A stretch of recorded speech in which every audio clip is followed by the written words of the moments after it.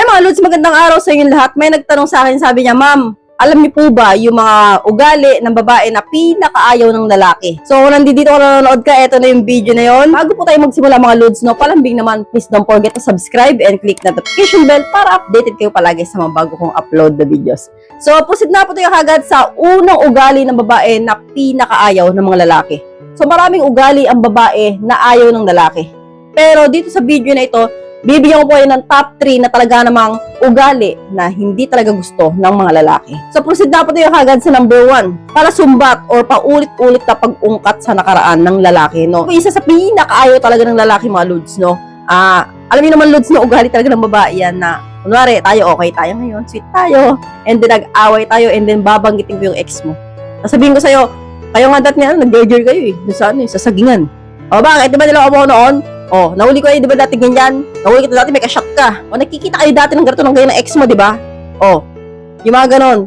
Kapag nagalit mo ang babae, Lods, no, lahat po ng nakaraan ninyo na alam niya, isusumbat niya po yan, no? Lahat ng pagkakamali mo nung magkasama po kayo, no, in relationship kayo, babanggitin niya po yan. So, yan po talaga yung mga ugali ng babae. Siguro, bibihira sa babae yung hindi ganyan. Maging ako, ganyan ako. O, pag naiinis talaga ako, pag nabubuisit ako, nag-aaway kami ng asawa ko, no? Sinusumbat ko yan. Siguro talagang ano ng babae yan, no? Hindi kasi sa babae talaga yan. Bibihira talaga yung babaeng walang ganyan. Sino sa inyo yung asawa o jowa na hindi ganyan, taas ang kamay? So, kung mayroon mga yung ganyan jowa na hindi pala sumbat or hindi inuungkat yung nakaraan ninyo, papalakpak ako sa ludo sa mga ganyang klase ng babae. No, rare po yan. Kasi ako ganyan din ako, pala sumbat din talaga ako. Hindi na talaga maiwasan. Pero pagka lumamig yung ulo ko, nagsorry naman ako. And then pala galit, sumbat ulit.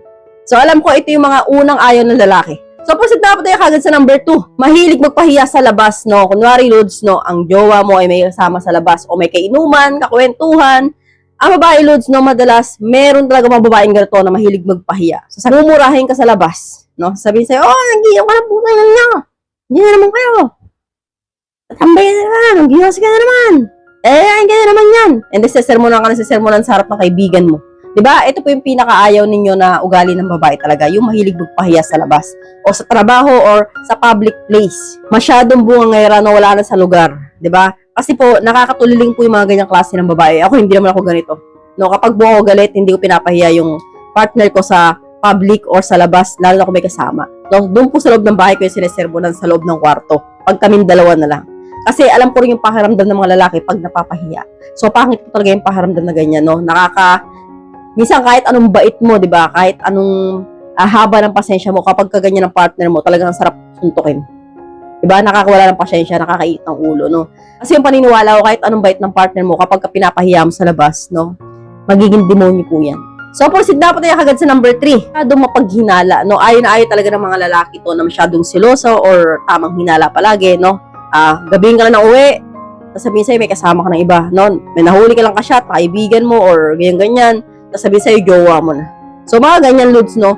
Sabihin, nakita kayo na ganyan, no? Siguro ganyan-ganyan ka, no? Kahit wala namang ebidensya, di ba?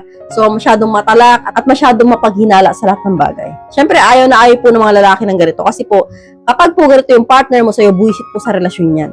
No? Wala po kayong peace of mind. So, nakaka-stress po yung mga ganitong klase ng partner.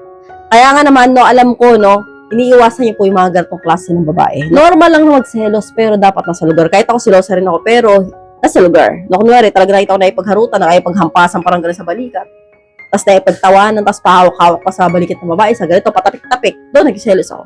Pero as long na nakikita ko sila nag-uusap lang na magkalayo, at wala kwenta lang namin pinag-uusapan, hindi ako nagselos dyan, no? At hindi naman sila lagi magka-shot. Minsan lang, no? Maobserbahan nyo naman po yan, Lud. Kaya po minsan, no, hindi po tayo dapat talaga mapaghinala, no? Kailangan may makita po muna tayong ebidensya or, syempre, asawa mo yan, kilala mo yan. So, hanggang dito na lang po tayo, mga Lods. I hope you learned something in this video. More videos to come, so stay connected and see you again to my next video. God bless. Bye-bye!